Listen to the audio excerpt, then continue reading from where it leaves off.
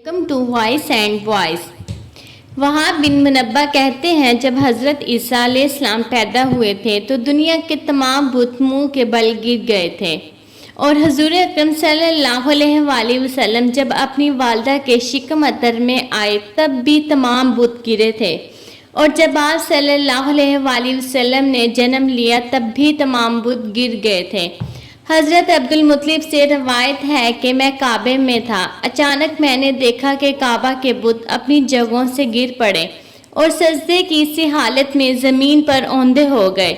ساتھ ہی میں نے کعبہ کی دیوار میں سے آنے والی آواز سنی، خدا کے وہ محبوب پیدا ہو گئے ہیں جن کے ہاتھوں غیر اللہ کے معبود ہلاک ہوں گے، اور وہ محبوب مکہ کو بتوں کی پرستش سے پاک کر دیں گے، اور وہ لوگوں کو ایک اس خدا کی عبادت کا حکم دیں گے جو سب کچھ جاننے والا ہے۔ سیرت حلبیہ میں ہے کہ قریش کی ایک جماعت جس میں ورقہ ابن نوفل، زید ابن عمرو ابن عقیل اور عبداللہ ابن بکش بھی تھے، یہ روزمرہ کی طرح اپنے ایک خاص بت کے پاس آئے، اور جس رات سرور کائنات کی پیدائش ہوئی اس رات اس بت کو انہوں نے اوندھے منہ گرے پایا۔ انہوں نے اٹھا کر سیدھا کیا مگر وہ تھا کہ دوبارہ گر گیا، پھر سیدھا کیا مگر پھر بھی گر گیا۔ اس پر سب کو تعجب ہوا اور کچھ لوگوں نے اشعار پڑھے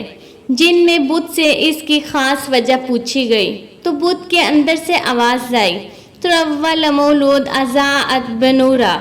جمیع الفعاج الارض بالشرق والغرب۔ ایک ایسے بچے کی پیدائش کی خبر ہے جس کے نور سے تمام مشرق و مغرب کے علاقے روشن ہو گئے، اور جب آپ صلی اللہ علیہ وآلہ وسلم پیدا ہوئے تو اس رات کعبے میں زلزلہ آیا جو 3 دن 3 رات تک رہا اور لرزش میں رہا، جس کو قریش نے بھی دیکھا۔ میں اس بات کی علامت تھی کہ اب خدا کا گھر خدا کے لیے خالی ہونے کا وقت آ گیا ہے اور ان سے پاک ہونے کا وقت آ گیا ہے۔ اس طرح آپ کی مبارک پیدائش پر دنیا کی عظیم مملکت فارس ایران کے بادشاہ کے زبردست مضبوط محل کے اندر شگاف پڑ گئے،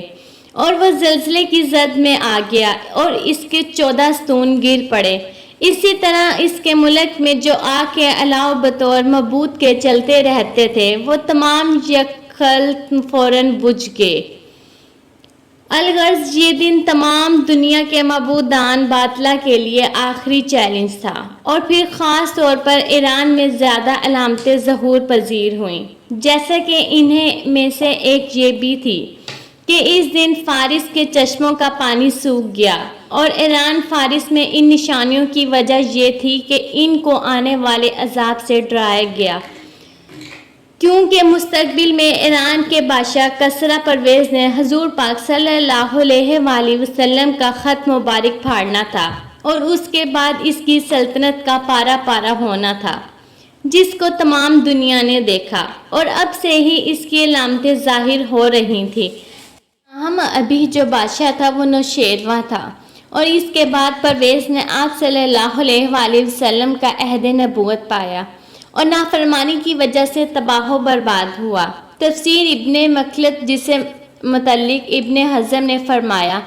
کہ اس جیسی دوسری کتاب نہیں لکھی گئی۔ اس میں ہے کہ شیطان اپنی پوری طویل زندگی میں صرف 4 مرتبہ نہایت مصیبت اور غم اندوہ سے چیخا ہے۔ پہلی مرتبہ تب چیخا جب اللہ نے اس کو اپنی عالی بارگاہ ہانک دیا اور اس کو ملعون کر دیا۔ دوسری مرتبہ تب چیخا جب اس کو آسمان سے زمین پر اتارا گیا۔ تیسری مرتبہ تب اس نے غم و مصیبت سے چیخو پکار اور آہ واویلا جب حضور اقدس صلی اللہ علیہ وآلہ وسلم مبارک نے جنم لیا، اور چوتھی مرتبہ تب چیخا جب آپ صلی اللہ علیہ وآلہ وسلم پر سورہ فاتحہ نازل ہوئی۔ غیون الاثر کے مصنف نے شعر فرمایا، آپ صلی اللہ علیہ وآلہ وسلم کی پیدائش کے وقت ابلیس بڑے الم و غم کے ساتھ رویا دھاڑا، پس وہ تباہ و برباد ہو، اس کی چیخنے سے کیا فائدہ ہوگا۔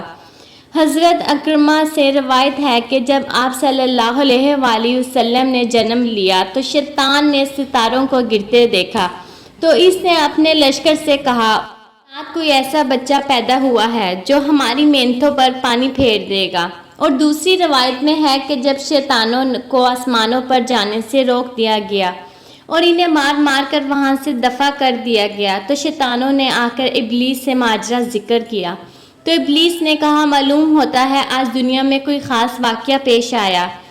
پھر ابلیس نے شیطانوں کو حکم دیا کہ زمین کے تمام علاقوں سے تھوڑی تھوڑی مٹی کو اٹھا کر لاؤ۔ پھر ابلیس ہر مٹی سونگھتا رہا حتیٰ کہ اس نے تہامہ یعنی مکہ سرزمین کی مٹی سونگھی تو فوراً پوچھا یہ کہاں کی مٹی ہے؟ کہا گیا تہامہ کی، تو بولا یہاں کوئی نئی بات ہوئی ہے۔ پادریوں اور راہبوں کو بھی حضرت محمد صلی اللہ علیہ وآلہ وسلم کی ولادت کی خبر تھی۔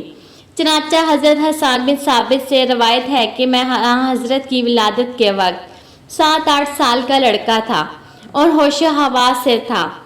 میں نے اس زمانے میں یثرب میں ایک صبح کو کسی یہودی کو دیکھا کہ وہ اونچے ٹیلے پر چڑھ کر چیخ چیخ کر یہودیوں کو پکار رہا ہے، جس سے یہودی لوگ اس کے گرد جمع ہو گئے اور پوچھا تجھے کیا ہو گیا؟ کہا احمد کا ستارہ طلوع ہو گیا ہے اور اس کے ساتھ ساتھ وہ آج رات آ گئے ہیں، کیونکہ بعض قدیم کتب میں رسول پاک صلی اللہ علیہ وآلہ وسلم کی پیدائش کی رات اس تارے کے طلوع بطور علامت کے درج تھا۔ الغرض حضور اکرم صلی اللہ علیہ وآلہ وسلم کی پیدائش پر پورے عالم میں چہل پہل اور روشنی ہو گئی تھی، اور حضرت آمنہ نے بھی بہت سی باتیں ملاحظہ کی تھی۔ اور جب جناب عبد المطلب ان کے پاس آئے تو آمنہ نے ساری خبریں ان کو دی، جن کو اختصار کے پیش نظر ترک کیا گیا۔ پھر حضرت عبد المطلب آپ کو گود میں لے جا کر کعبہ مقدس گئے اور اللہ سے دعا کی اور اس کا شکر بجا لائے اور واپس آ کر مقدس گود کے حوالے کر دیا۔ پھر حضرت آمنہ دودھ پلانے کی خدمت کے متعلق غور و فکر فرمانے لگی۔ پلیز میرے چینل کو سبسکرائب کر دیں۔